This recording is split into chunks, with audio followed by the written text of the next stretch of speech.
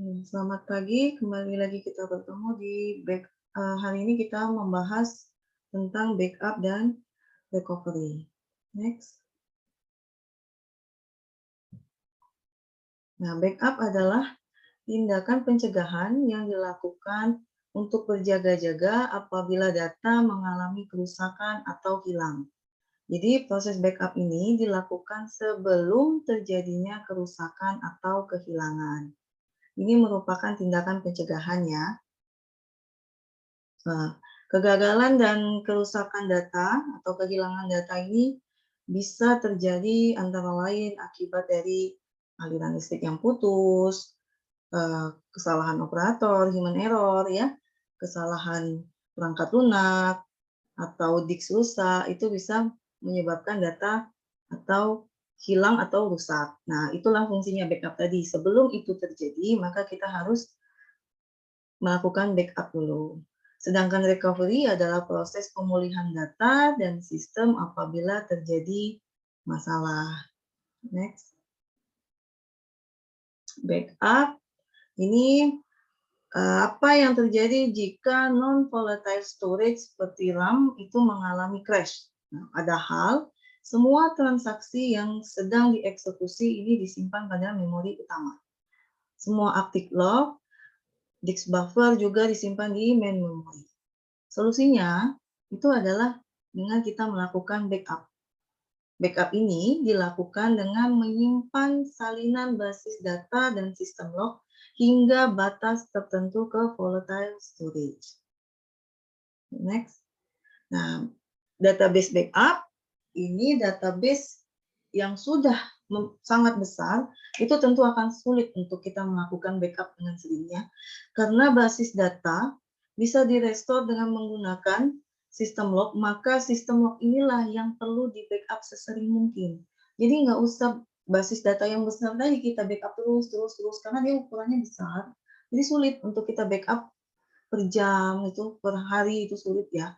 Jadi basis data cukup di backup itu 1 minggu sekali, sedangkan sistem log karena ukurannya lebih kecil bisa kita backup itu per jam atau per hari. Ya, next.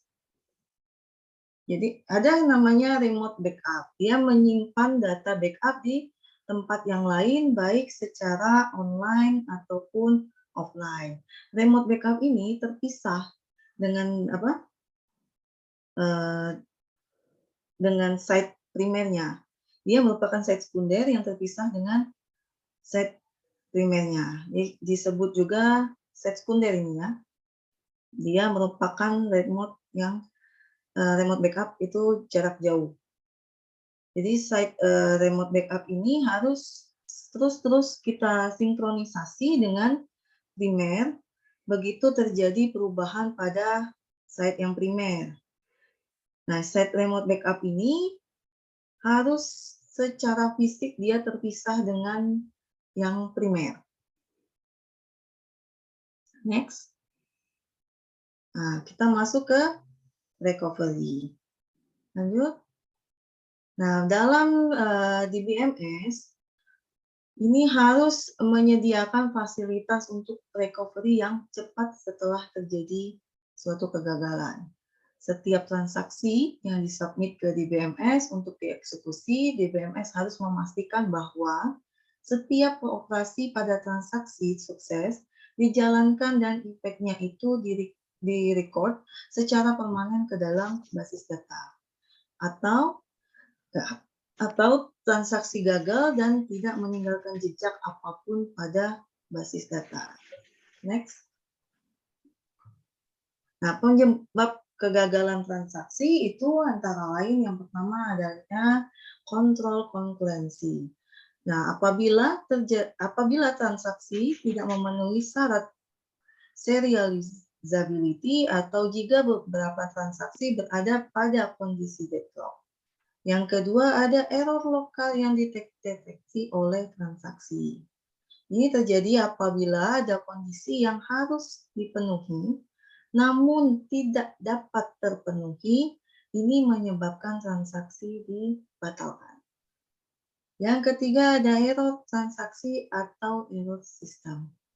Nah, beberapa operasi ini yang menyebabkan kegagalan, contohnya adalah pembagian dengan nol, kelebihan integer.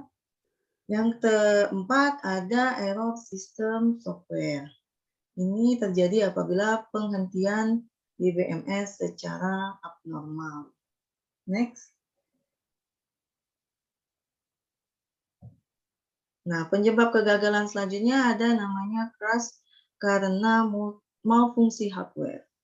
Hilangnya data di main dan cache memori. Terus selanjutnya ada malfungsi disk. Terjadi malfungsi saat proses baca atau tulis dari disk.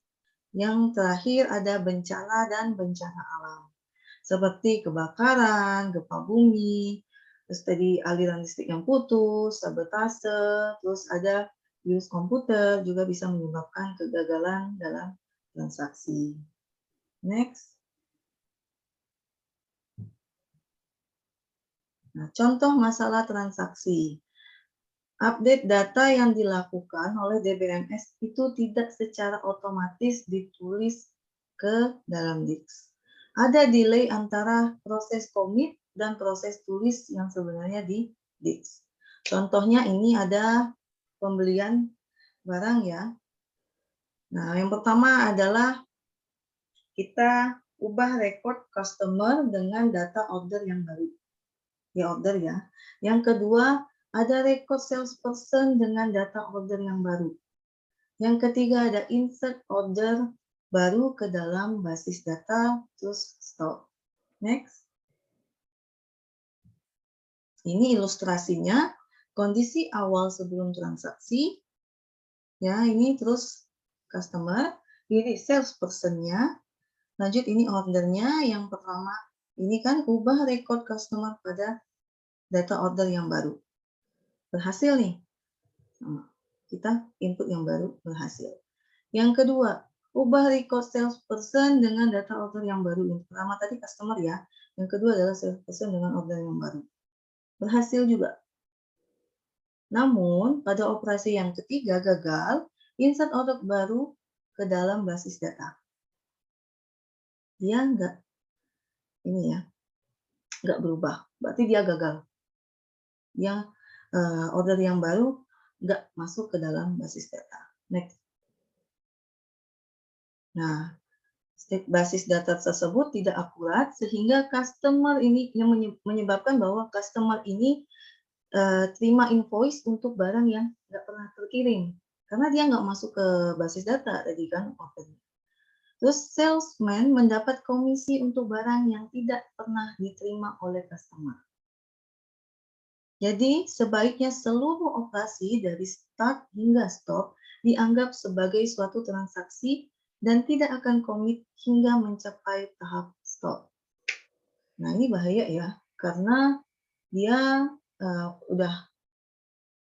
udah pesan, terus salesperson-nya udah oke, tapi ternyata ordernya nggak masuk ke database.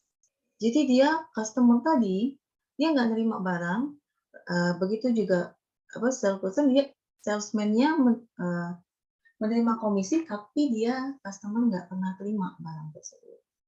Jadi itu bahaya ya. Lanjut, next. Nah, sistem log. Sistem log mengandung informasi mengenai mulai dan berakhirnya setiap transaksi dan setiap update yang terjadi pada transaksi tersebut.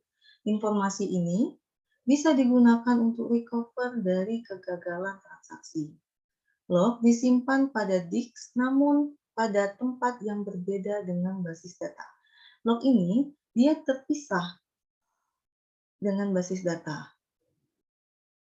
Ya, jadi nggak satu tempat ya. Next. Nah, transaksi yang ditulis pada log, yang pertama adalah start transaction atau T. Ini saat transaksi T memulai eksekusinya. Yang kedua ada read item, TX. Nah, read item ini adalah proses transaksi T membaca item X pada database. Jadi ini transaksi T membaca item X pada database. Selanjutnya ada write items. TX old value new value. Ini adalah transaksi T mengubah nilai item X dari old value menjadi new value. Jadi dia transaksi T ini mengubah nilai item X dari value yang lama menjadi value yang baru. Terus ada commit T. Ini transaksi T telah selesai mengakses basis data dan semua perubahan di-commit secara permanen pada database. Jadi dia commit ini, dia semua perubahan itu di-commit secara permanen ya pada database. Ada abort T, ini menyatakan bahwa transaksi T itu gagal. Yang terakhir ada checkpoint, tambahan entry manual pada log. Ini transaksi penting yang ditulis pada log ya. Next. Pada log ini mengandung semua record operasi penulisan sehingga proses undo semua operasi penulisan akibat transaksi T dapat dilakukan dengan mereset item ke old value. Proses redo semua operasi penulisan akibat transaksi T juga dapat dilakukan dengan mereset item new value. Jadi kalau undo itu mereset item ke old value, kalau redo ini dia dengan mereset item new value. Next. Nah, committing transaction, transaksi T mencapai commit point ketika semua operasi yang mengakses basis data telah dieksekusi dengan sukses. Jadi transaksi T ini mencapai commit point apabila semua operasi yang mengakses database itu sudah dieksekusi dengan sukses ya. Lewat dari commit point, transaksi dianggap committed dan efeknya permanen tersimpan di dalam basis data.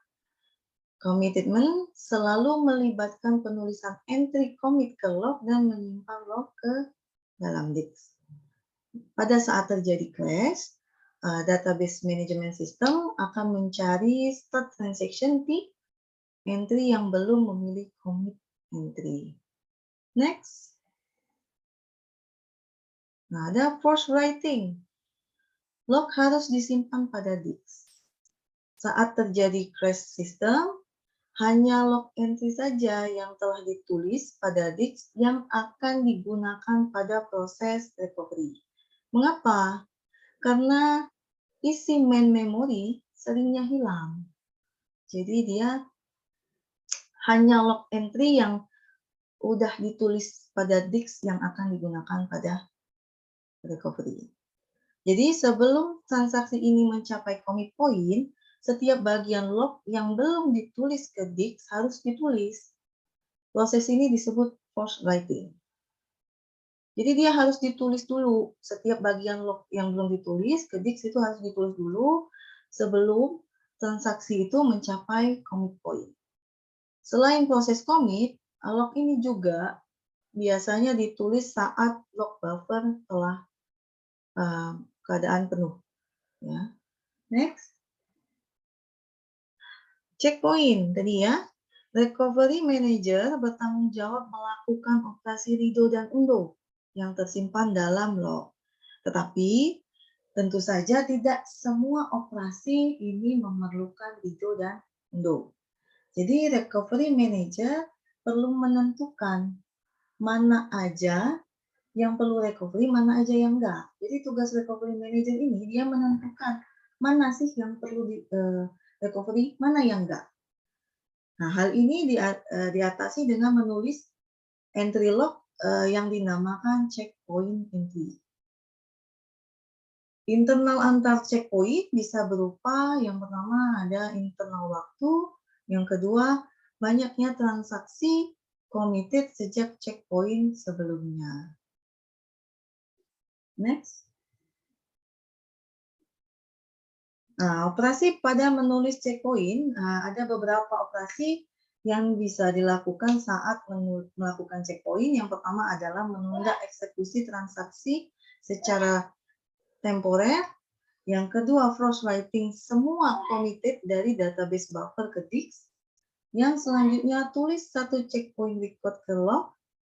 Yang selanjutnya ada force writing semua record log ke dalam memori main memori ke disk. Record checkpoint biasanya ini mengandung operasi tambahan seperti daftar transaksi yang aktif pada checkpoint. Next. Nah, undo. Ini jika telah terjadi crash pada saat transaksi, maka recovery manager akan melakukan undo terhadap transaksi atau membalik operasi-operasi pada transaksi. Jadi undo ini dilakukan oleh recovery manager dia apabila terjadi crash pada saat transaksi. Terus memeriksa transaksi write item TX old value new value pada log. Proses undo ini merubah item X menjadi old value dengan sebelumnya. Proses undo dilakukan dengan urutan reverse dari urutan transaksi dalam log. Next. Nah, redo. Apa itu? Proses redo transaksi kita lakukan jika semua update tersimpan di log, namun ada kegagalan yang muncul sebelum DBMS bisa memastikan semua new value telah ditulis secara permanen ke basis data. Memeriksa write item, TX old value new value pada log. Redo ini jika nilai item X pada basis data dirubah menjadi new value. Jadi ya kalau undo kan old value, kalau redo new value. Proses redo dilakukan sesuai dengan urutan saat transaksi pada log. Next. Nah, recovery dari suatu kegagalan transaksi ini berarti basis data dikembalikan ke kondisi correct stage yang paling dekat dengan kondisi kegagalan. Jadi dia kalau terjadi kegagalan transaksi recovery ini, dia basis data itu dikembalikan pada saat di mana correct state itu kondisi correct state itu yang paling dekat dengan kondisi kegagalan. Jadi dia yang paling dekat ya. Untuk melakukan ini perlu sistem log. Nah, ada tipe kegagalan untuk strategi recovery. Yang pertama adalah recovery dari kegagalan akibat bencana atau katastrofik dengan backup magnetic type. Ini ya, kalau terjadi kegagalan pada akibat bencana, ini dilakukan backup dengan magnetic type. Yang kedua, recovery dengan kegagalan non bencana atau non katastrofik. Yang pertama ada deferred update, update ditunda, algoritma dia undo redo. Yang kedua adalah immediate update, update langsung. Ya, algoritmanya undo atau redo. Next, kita bahas yang deferred update. Nanti recovery pada transaksi konkuren. Yang pertama, sistem recovery membaca log dengan mundur ke belakang, yaitu pada akhir sampai checkpoint yang paling akhir. Dari akhir sampai checkpoint yang paling akhir ya. Ada dua list, yaitu undo list, terus ada redo list. Jika sistem recovery melihat log atau start transaction T dan commit T atau hanya commit T saja, maka transaksi tersebut masuk ke dalam redo list. Ya. Tapi jika sistem recovery melihat catatan log start transaction namun tidak ada log commit atau abort, maka sistem tersebut masuk ke dalam undo list. Nih ya, bisa kita lihat perbedaannya. Apabila dia hanya start transaction saja, tidak ada log commit atau abort, dia masuk ke dalam window list. Tapi apabila dia ada ada start transaction, terus ada commit atau hanya commit saja, maka transaksi tersebut dia masuk ke dalam window list. Bisa lihat ya, kalau dia ada start transaction dan commit atau commit saja dia masuk redo list, tetapi kalau dia hanya start transaction saja, namun tidak ada log commit atau dia abort, dia masuk ke dalam window list. Next. Nah, rollback transaction, apa itu? Transaksi unduh. Setiap item data yang nilainya telah berubah harus dikembalikan ke nilai awal dengan rujukan dari sistem log. Andai ada transaksi T yang rollback, namun ternyata ada transaksi S yang membaca nilai X yang ditulis oleh T, maka transaksi S juga di rollback. Ya. Dan andai ada transaksi R yang melibatkan nilai Y yang ditulis oleh S, maka R juga harus di rollback. Nah, proses ini kita sebut dengan cascading rollback. Next. Nah, ada contoh di sini, ada 3 transaksi yang berkaitan. Ini contoh ilustrasi sebelum adanya crash.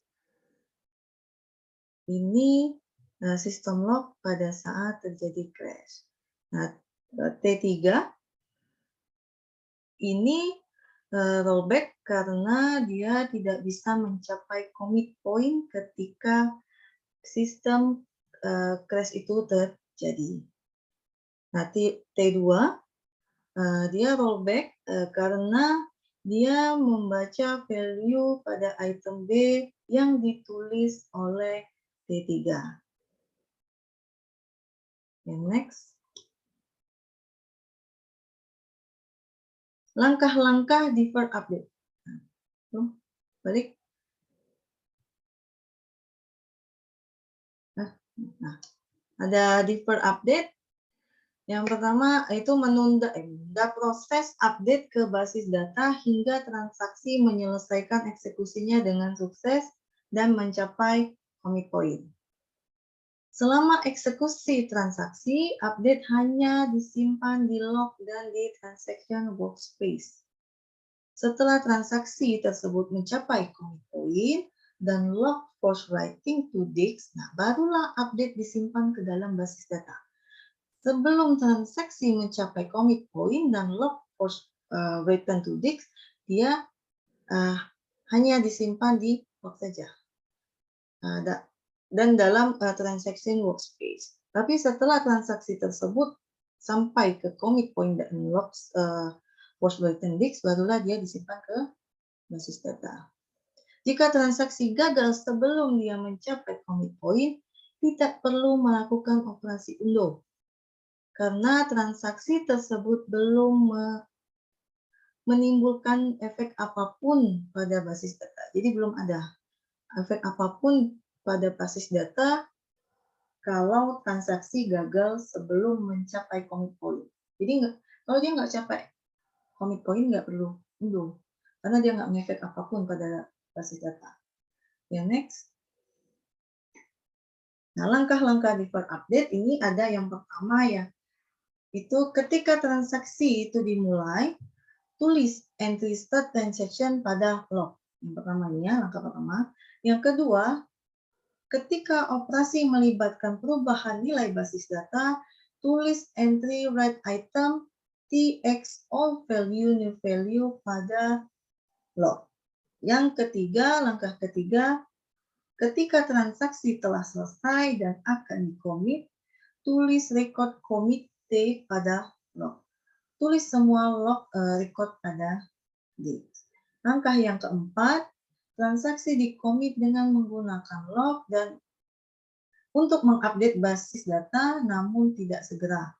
Harus kita pastikan dulu bahwa transaksi tersebut sukses dan tidak abort. Jika transaksi mengalami abort, maka abaikan log record, tidak menulis perubahan apapun ke dalam disk. Jadi langkah keempat ini harus dipastikan dulu. Dia sukses dan tidak abort. Apabila dia abort, dia abaikan log record dan tidak usah menulis perubahan apapun ke dalam disk. Next, itu defer update. Pada defer update, ya, pada default update, tidak ada perubahan apapun pada basis data hingga transaksi berhasil di-commit menjadi default update tidak memerlukan operasi undo. Dikenal namanya algoritma no undo redo. Proses redo masih diperlukan jika transaksi gagal di-commit namun redo dilakukan log entry. Next. Default update di lingkungan single user. Ya, ada single user, ada multiple user. Yang pertama, lingkungan single user bermakna tidak ada kontrol konkurensi. Proses recovery menjadi lebih sederhana. Ada dua list untuk memelihara transaksi. Yang pertama ada committed transaction list, mengandung transaksi yang committed sejak checkpoint paling akhir. Active transaction list cuma ada satu transaksi karena dia single user ya, jadi dia cuma punya satu transaksi. Next. Nah, default user di lingkungan multi user ini lebih kompleks ya dan bergantung pada protokol transaksi dan deadlock yang digunakan. Ini contohnya. Nah, pada T1 dia sukses. T2 redo writing operation, yang ke T2 dan T3. Yang T5 dia ignore submit. Dia T5 dia crash ya. Next. Immediate update di lingkungan single user. Ini recovery mengaplikasikan undo dan redo. Recovery manager melakukan yang pertama undo transaksi apabila log transaksi tersebut dalam tabel yang aktif. Redo transaksi apabila log transaksi berada dalam tabel yang di-commit. Ini ya bedanya. Kalau undo dia berada pada tabel yang aktif, kalau redo dia berada pada tabel yang di-commit. Next, immediate update di lingkungan multi-user, dia terdapat kontrol konkurensi. Terus algoritma undo dan redo atau redo menggunakan checkpoint.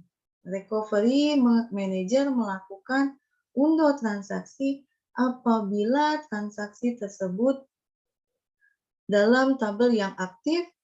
Redo transaksi berada pada tabel yang commit. Next. Nah, transaksi yang tidak berefek pada basis data. Ada transaksi yang tidak berefek pada basis data, yaitu transaksi yang tidak memberikan efek pada basis data. Ini contohnya memesan pesanan atau laporan dari informasi yang didapat dari basis data. Kalau ada ini, transaksi ini, dia nggak memberikan efek apapun pada basis data. Yang kedua, itu walau tidak memberikan efek pada basis data, namun data yang dihasilkan bisa saja tidak konsisten jika transaksi gagal. Jadi, perintah untuk menghasilkan report dimasukkan dalam batch job. Batch job ini hanya dilakukan setelah transaksi mencapai commit point. Jika transaksi gagal, maka batch job akan dibatalkan. Perintah untuk menghasilkan report bersama ini dimasukkan ke dalam batch job ya. Terus batch job ini hanya dilakukan pada saat setelah transaksi ini mencapai commit point. Kalau transaksinya gagal, maka batch job akan dibatalkan. Next, please ya, kalau nggak salah. Oke.